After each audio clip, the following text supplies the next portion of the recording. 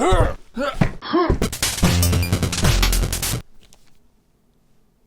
open these boxes. This video is sponsored by AORUS and NVIDIA. Greetings, TheWarOwl greets you. It's been a long time since my last PC build video. A lot of you guys watched that, including Gigabyte AORUS. To check out the AORUS line of gaming products, click the link in the description. Who noticed I was using a lot of their parts in my top-of-the-line computer build, so they decided, let's send this guy a top-of-the-line computer build. So I guess we'll have two now? That's what's in the boxes. I don't know exactly what it is just yet, so we're going to investigate. Let's go through one box at a time. You're gonna have to bear with me because I've never done one of these unboxing videos before. I've never watched one of these unboxing videos before because they're a little bit boring, but I guess we'll have to put our own touch on it. Not really sure where to start here, so I'm just gonna dive right in, baby. Okay, that may have been a bad idea. If you're a dum-dum, here's how you take things out of a box that's a little bit heavy. You do this, and then you lift the box up. No more dum-dum. I look like a real man there, throwing the little box. Oh, this is the box for the graphics card. So it's got a Gigabyte AORUS RTX 2080 Super. So what the heck, I gotta make a 10-minute video. And the thing's already assembled. I thought I'd be building this thing. I gotta put my screwdrivers away. Now, a lot of people don't know this, but with water cooling, you need to put a filter in here to stop the fish. So sometimes the fish can get in there if you're using water, and they can get kind of like clogged up in the innards or something. So you got this screen to stop them. Sometimes they'll build their eggs, they'll build their little nests here, and you gotta get in here and kind of clean it out. Oh, I didn't need the knife. I just ripped it open. Hold on, no, this is a bad idea. I gotta be careful, man. Not only had AORUS given me a top-of-the-line gaming PC, the second box had every peripheral needed for a gaming setup. There was the M5 gaming mouse, which had a Pixar 3389 sensor with adjustable weights and RGB. Then there was the K9 mechanical gaming keyboard, which unfortunately was not a dog. It had optical switches that could be easily replaced. It comes with either red or blue switches, great build quality, a more compact size for gaming, well-lit RGB keys. There was also the H5 gaming headset. Now this is the real test for headphones. Me. I have what's called excessive cranium. Now, there is a direct link between head size and intelligence, I'll have you know. What I'm trying to say is, I have a large, ugly head, so if these fit me, I can't hear anything. Oh, they're noise canceling. I record, and I need to hear myself speaking. Otherwise, if I can't hear myself, I don't know, I tend to raise my volume. Finally, there was the mouse pad, which I kind of hoped was called the MP5, because that's a gun in Counter-Strike, but it was called the AMP500. Hey guys, welcome to my first unboxing video. As you can see, the packaging is made of cardboard, and if you look here, you see this little plastic flap on the inside? It's really interesting how it goes kind of on the outside of it instead of the inside like they usually do inside of the 278 model. This really blew my mind. Now these may look like variable 2.5 gram weights, but they're actually little chocolates. Now this is the mouse pad that it came with. As you can see, we've got the AORUS logo there. Now, most important thing for a mouse pad for me is that it's spill proof, because I'm a fat slob and I'd spill my Mountain Dew all over. Now, this is my lens cap for the camera. It's designed to go on the lens. The monitor they sent is truly something special.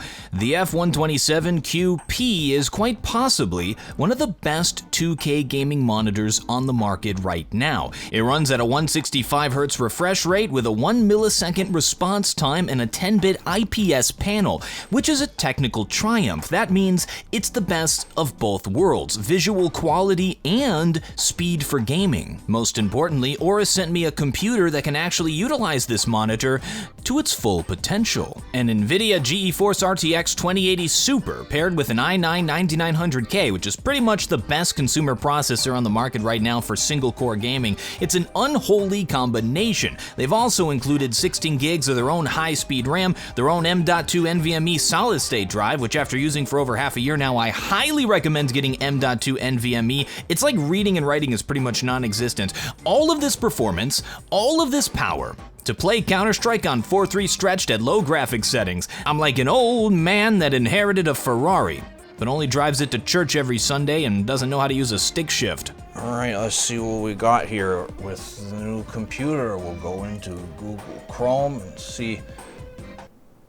Uh-oh. But TheWarOwl, I hear you say, you already got yourself a top-of-the-line gaming rig with the Gigabyte AORUS RTX 2080 Ti in there. What the heck reason would you need to get this new one? Well, I'll show you. I have some ideas for it. They sent it to me for the sponsorship, so we're gonna use it. That's the old rig right there, which I'm using to make this video as we're recording it and as we go. To show you, I shall walk into the next room. We never go into the next room. Oh, look, it's more of the same room. This is my basement. It's where I make TheWarOwl videos. That's the studio back there. This is a temporary setup. My parents are currently staying with me till they can find a place to live, so I had to create a little place to escape from them. Yes, I know. I work hard, I make something of myself, and I still end up in the basement.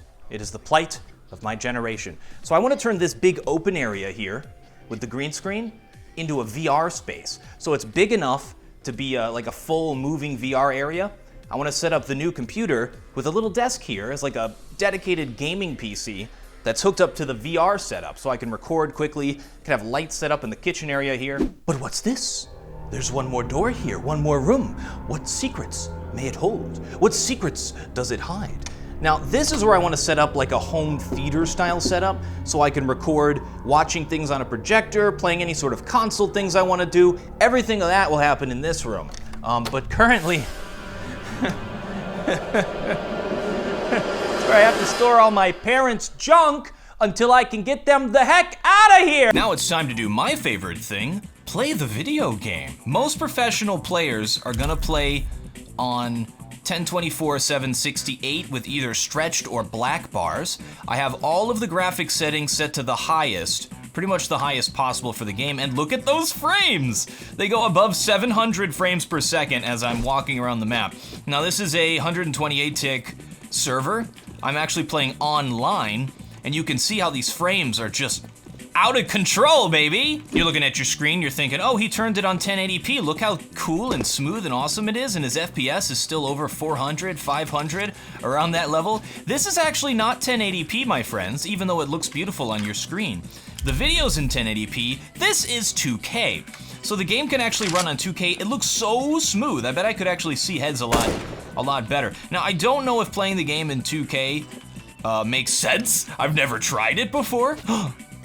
Let's just hop into a server and play in 2K. Now that we're playing in a server with people, you can see the FPS start to dip a little bit. More frames? More frames better, yes. However, there is a little bit of a minimum you should be looking at here, and that's to make sure that your frame rate is higher at all times and never dips below your monitor's refresh rate, which I don't think it is. However, I wouldn't recommend playing in 2K just because, yes, more frames good, bad frames low. This is probably a good test. This is Cache, probably the worst optimized map in the competitive map pool. And we're at 1080p right now, which is the sensitivity I tend to play on. Oh, hello, what? That's a bad spot. So if our FPS drops below 165, which is the monitor refresh rate, we're gonna have some problems.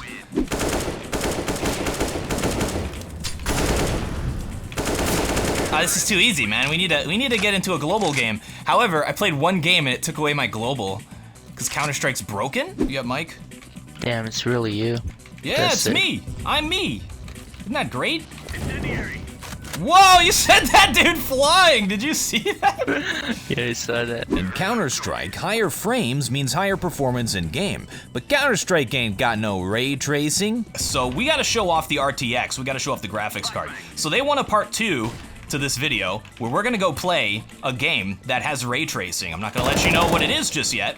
However, I will say that I've given hints already in this. Oh! Big thanks to AORUS and NVIDIA for the sponsorship. Follow the link in the description. What are you doing? That's not how you play Counter-Strike. If you're upgrading or building a new PC, consider the AORUS GeForce RTX 2080 Super. And stay tuned to the next video where we'll be putting this bad boy to the test. Tracing some rays. Thank you folks very much for watching. Oh, we gotta win this. We have to win this. We have to win this. And we did, because we're the best. Thank you folks very much for watching. I'm TheWarOwl, and I still have no closer. That was awkward.